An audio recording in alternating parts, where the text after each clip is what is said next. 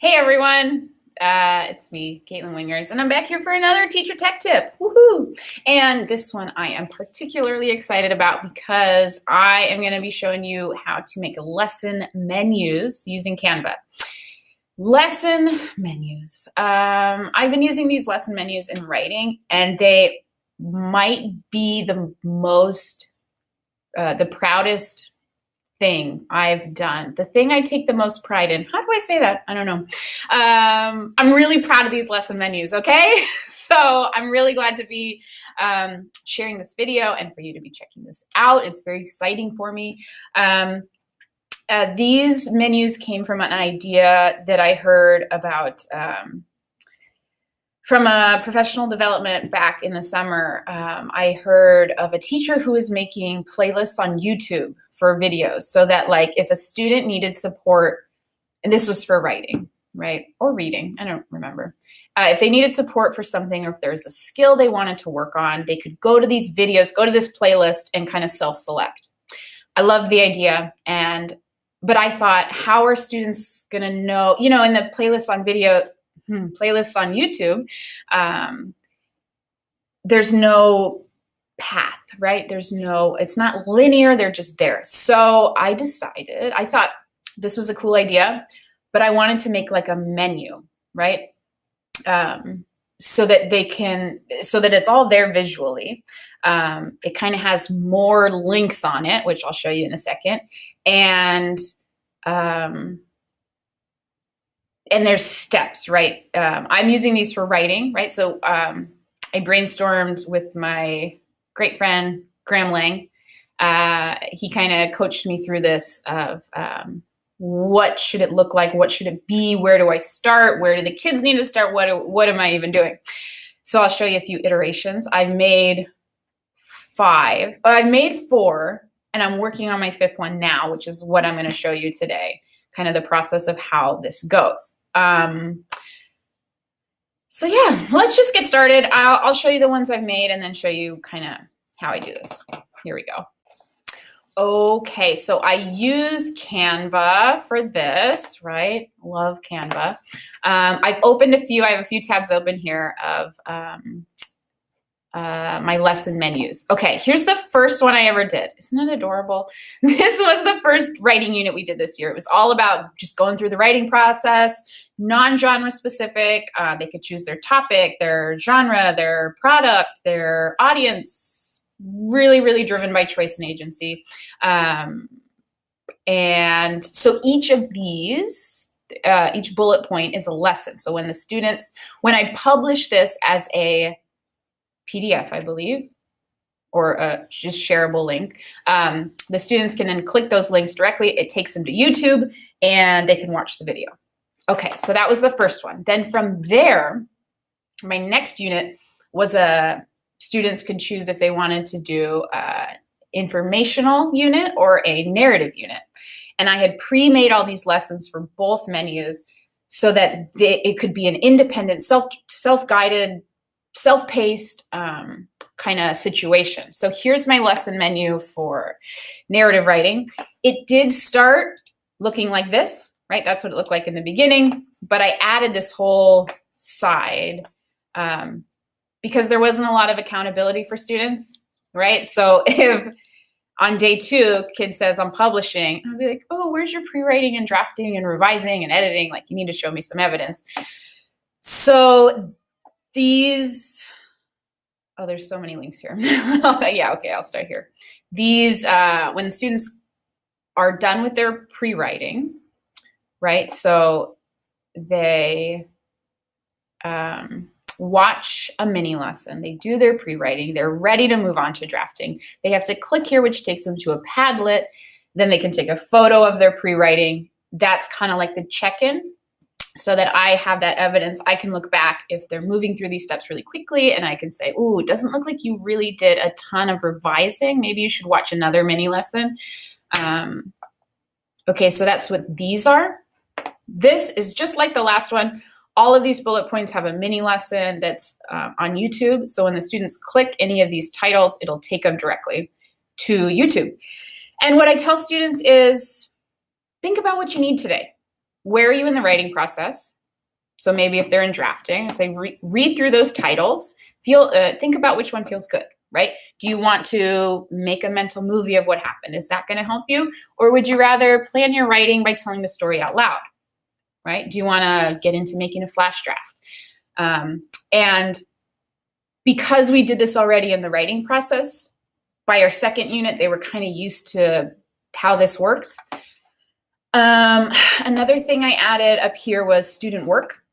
So these came from the first unit, the writing process unit. Students who decided to do narrative writing, I took their published pieces and linked them here so students could see examples from their peers. I also linked up published work from the units of study. Those are the resources we have here at my school. So that exists and is linked. So those are students they don't know, but that's kind of like the expectations that come with the book. Throughout all of these writing lessons, I go back to a mentor text, Tomas and the Library Lady. So I did do a read aloud before this unit even started. If students wanted to do narrative writing, they had to watch this video first to enjoy it as readers before we started studying it as a writer. So that's also linked here if they ever want to go back to it. And then I probably should have started here. This is like a video of me just explaining how the menu works. Okay, that was narrative. Informational looks really similar. It's the same kind of stuff, right? So it has all the lessons. It has the Padlet links to submit. It has student work from the students in my own class. It has student work from the units of study text, and it has the mentor text read aloud that we enjoy reading as a reader before we study it as a writer in these lessons. Okay, then my next one, this was a quick kind of, it was sort of like a revision study. It was just a 1 week unit for writing a paragraph for an academic task that they had to do. So I felt it was pretty authentic, right? I love giving students choice, but sometimes they just have to do what they're asked to do, right?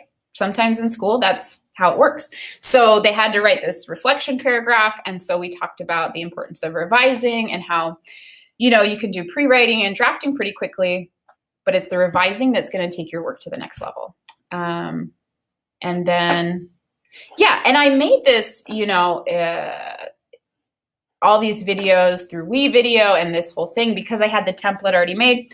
I made this in, I think, like 2 days. So it was pretty quick. So there's hope. If you want to do this, it can go pretty quick. The other ones took a long time. So now this brings me to opinion writing. This is the next unit that I have coming up. We're kind of starting it, integrated unit right now, and I need to finish this. So I got started already. I'm using the same template that I used in the previous ones. I'm going to work to expand it so that it looks similar to this, but I'm just not there yet. I need to figure out my mentor text read aloud. I need to create a video and link that. But I have already thought about the lessons in each step of the writing process. So my first step in creating these is looking at my resources, which is a Lucy Calkins units of study, thinking about my students and what they need, kind of where they're at already, and what will help guide them. And so I think about a couple lessons that I might do for pre-writing. I think about a few lessons that I might do with drafting, right? I really want to stick transition words. I know they're going to have to do some work on a thesis, all these things, revising, adding in those extra pieces that really make an opinion writing stick, right? You have to remember this is a genre study, right? So I'm trying to teach really specific opinion or persuasive writing skills in these mini lessons. There's editing. And then I guess I forgot to say that this comes from the units of study checklist of the student self-assessment checklist is there. Okay, so I have my ideas, right? I have this plan of the videos I want to make. And now it's just a matter of kind of making them and linking them. Once they're ready to go, once I've created this video, I use WeVideo, and I upload it to YouTube, then I can just link the YouTube video there, and it becomes a clickable link where the students can figure out what they want and then go there directly. It's amazing, right? So great. So I wanted to show you what it looks like when I'm ready to share it, right? So what I do is I get the share link, copy, and then if you put that into a new tab, this is what I send to students. So they get this link, they can, and this is what they see. All of these, as you can see, I move my mouse over and it changes as a clickable link, right? So if you want to see student work,